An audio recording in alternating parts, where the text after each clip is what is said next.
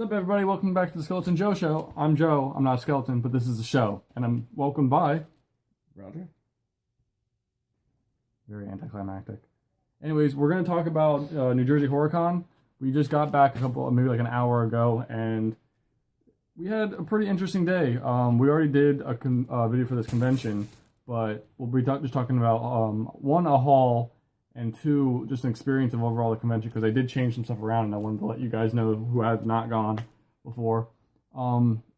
They had pretty much the same amount of space, but they added a lot more vendors, which was cool, but the space was kind of constricting. It's way too cramped. Yeah, and they do have a lot of room to expand. It's just they pretty much have it blocked off, and they have like a whole section of the casino lobby. Yeah, it's a casino floor, but they have it blocked off where it's just a huge open space. Yeah, it's like curtained off where like the actors are, but if you look behind the curtain, it goes back probably about 100 feet or so. It would double the size easily. Oh yeah, and it'd definitely be good for them, but I don't know why they do it. It's probably because the actual convention doesn't have the money to rent the space out, maybe, or they're just experimenting it, but we don't know. But that's something they should look into, especially because of all the vendors lines and also the actor lines are kind of like coinciding with like all the traffic, so that's kind of like an issue.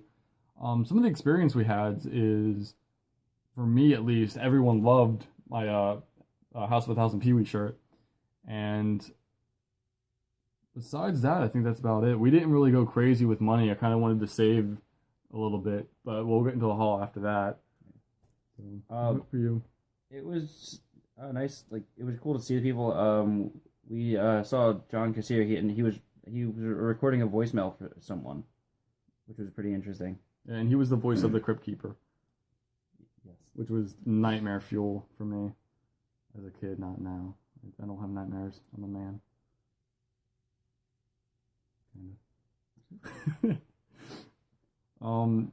We were waiting in line for Chris Jericho, and he walked by and he was like saying what's up to us, and he stopped and like read my shirt and kind of like laughed at it. Yeah. So that was pretty interesting and like cool to like have someone famous approach you about your shirt. Yeah, but like not as like I'm famous. It's kind of like a mutual, not agreement, but a mutual liking for something, and it's kind of like he came down to earth for like a couple of seconds, even though he's not that kind of like personality where he's all the way up in the clouds. He's just, not at all. For us, he's someone famous, but for him, he's just pretty much another regular guy. As for that, we only saw our friend Wayne for like 5 minutes the whole weekend. He said he wasn't going to stay long, so yeah. But we stayed for a couple of hours. I think that's pretty much about it for just the experiences and stuff. Yeah. Yeah, I can't really think of anything else that sticks out. And some of the vendors, like, it seemed like the vendor choice wasn't as good as last time. Yeah. I was looking out for stuff that I wanted, but it seemed like almost every vendor had the same thing that I wanted, and it was different prices too, which was kind of like aggravating, so to speak. Even though I wasn't going to spend money anyways, but it was kind of like aggravating for other people to see that. And there was a lot of other stuff that just shouldn't have been there. And the pops were all over the place. I feel like if there were less pops, it probably would have been a little better.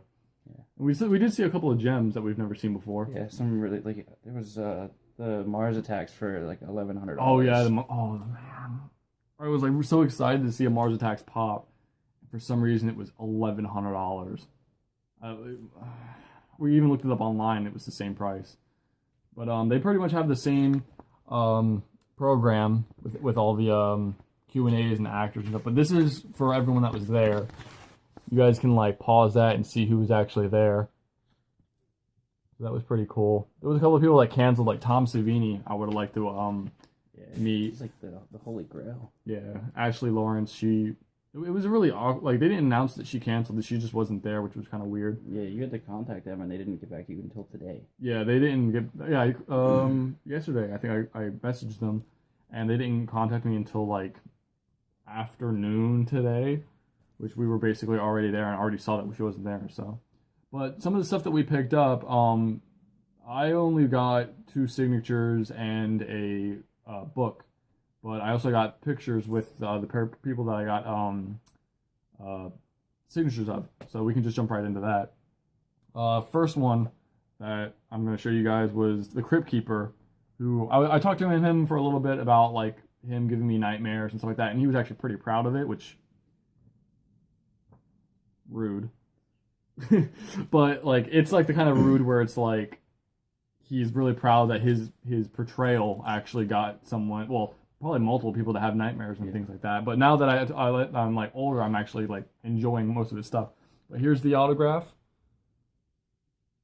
And he says, "Your old friend," which is very, very punny, which I love. So that's that. And I actually have a picture with him as well.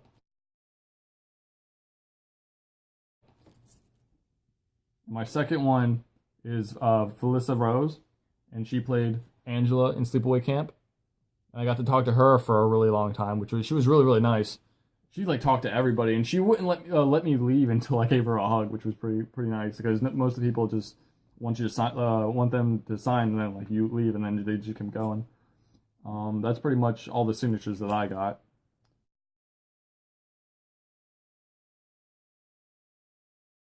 I got to meet Chris Jericho.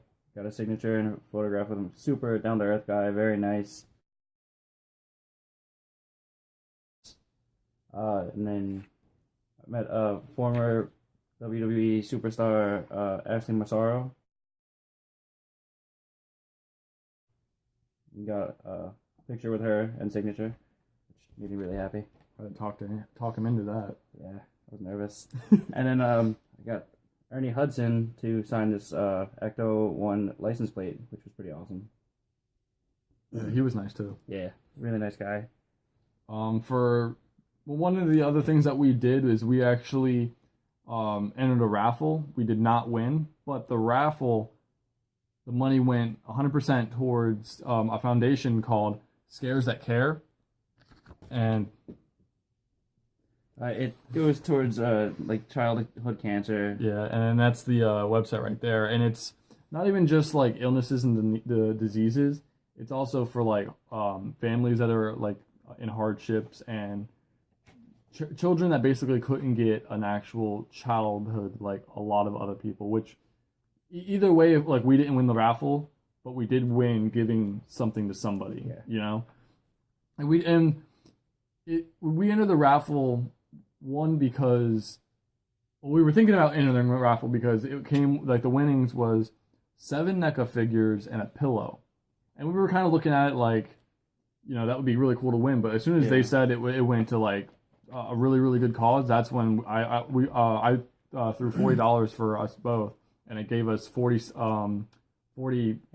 entries, yeah. And one of the last things I picked up was a book called Exit Zero, and it's about the zombie apocalypse that starts in New Jersey. And I'm keeping it in the bag just to show you guys how awesome this wrapping was, which was really, really cool.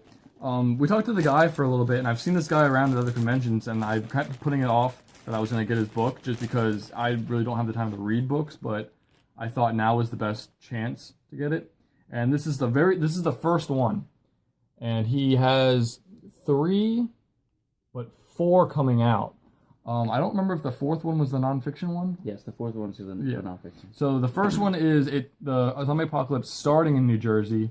The second one is when it spreads to the U.S. And then the third one is the first presidential election after the zombie apocalypse. Yeah, and the book was $12. I think it was $33 for all 3 books. Yep. And not only did I get the book, he also signed it, which was really cool. I didn't ask him to, he just did, which is something I didn't expect. It's a good something I didn't expect. But he actually uses a distributor we work for. Yeah. And I think that was really, really cool. But this is his information. If you guys want to check him out, you guys can pause that and look him up and everything. You guys can find him at Barnes & Noble, actually. And his name is Neil Cohen. And he was a really down-to-earth guy, and we were talking about something about the vendors. His 4th book is it's a nonfiction book about the horror business type book. I know what I'm thinking, but I can't really say it. I can't like think of the words. Do you know what I'm talking about? No. Oh, thanks for your help. It's basically a nonfiction where he interviews vendors and some of the conventions and things like that, and we kind of bonded on that because I was just talking about this channel just starting it up, and he told me like put him on and everything like that, so that way he can get his books out, and that way we can bond over that and talk, which was really really cool because like most of the vendors, I wouldn't say most of the vendors, but you would expect them to have maybe like a hard head about things like that, and it was really cool to like get him to talk about that. But as far as everything else, I think that's pretty much it. Got anything else to add? It wasn't the greatest, but it was still a decent convention. Yeah, like fun. Yeah, we had fun. We didn't feel like we really accomplished anything. Like over like the whole day of like 7 hours, we didn't really do a lot. Like we saw a lot of things that we would have bought, but as for actually buying them, that's about it. So that's our experience and haul video for New Jersey HorrorCon, and we will catch you guys on the next video. Thanks for watching.